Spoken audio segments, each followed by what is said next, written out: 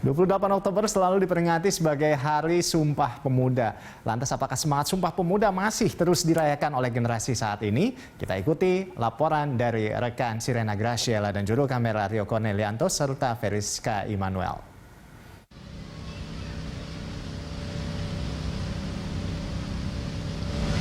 Salah satu tempat yang memiliki sejarah Sumpah Pemuda di DKI Jakarta adalah kawasan Lapangan Banteng yang berlokasi di Jakarta Pusat. Di lokasi inilah pertama kali Kongres Sumpah Pemuda diadakan, yaitu pada tanggal 27 Oktober 1928. Saat itu mereka membahas 5 faktor yang memperkuat persatuan Indonesia, yaitu faktor sejarah, bahasa, hukum adat, pendidikan, dan kemauan. Lantas bagaimana upaya menumbuhkan persatuan Indonesia saat ini? Apakah Sumpah Pemuda masih dihayati oleh pemuda-pemudi Indonesia?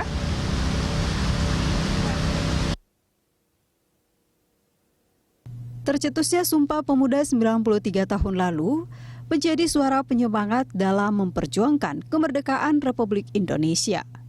Peringatan Sumpah Pemuda tidak lepas dari peran Perhimpunan Pelajar-Pelajar Indonesia atau P3I. Pelajar muda inilah yang berperan merumuskan naskah Sumpah Pemuda. Lantas apa makna Sumpah Pemuda yang dipahami generasi muda saat ini?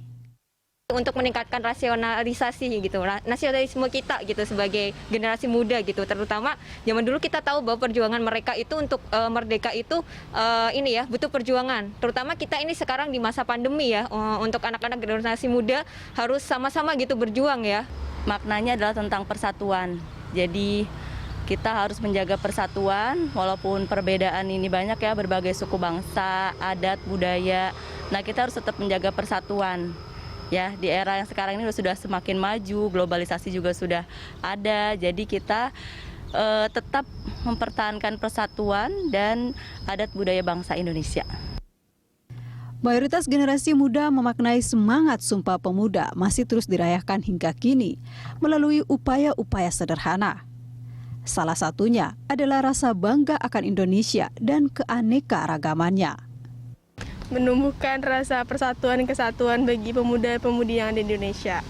Kan kemerdekaan itu kayak asal mulanya itu dari Sumpah Pemuda, jadi dia juga sama mempersatukan gitu, mempersatukan para pemuda untuk memerdekakan bangsa Indonesia. Sangat relevan sih karena saat ini pemuda-pemudi Indonesia kan yang cukup kurang peduli gitu sama Indonesia, jadi perlu ditingkatkan semangatnya untuk Indonesia lebih baik lagi. Tentang kecintaan kita terhadap Indonesia, tentang budaya yang kita punya dan culture yang kita punya sih. Karena kalau aku lihat sih masih banyak yang cinta banget sama Indonesia, cinta banget dengan negaranya gitu kan. Apalagi sekarang kalau kita lihat dari segi dari segi anak-anak milenial sekarang banyak banget yang udah berkarya sampai ke luar negeri dengan membawa nama bangsa Indonesia.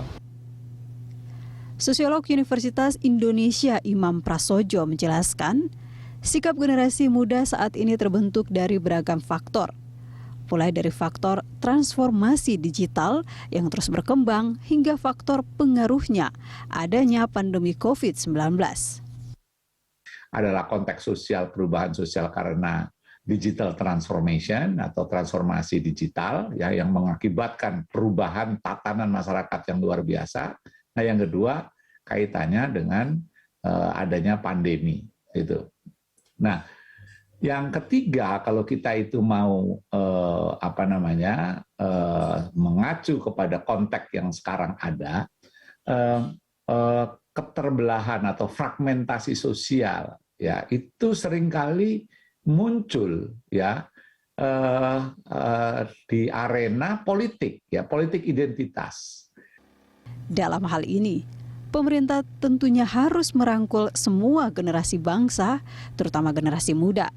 Lantaran generasi muda merupakan generasi penerus bangsa dan tempat keluar beragamnya gagasan inovatif.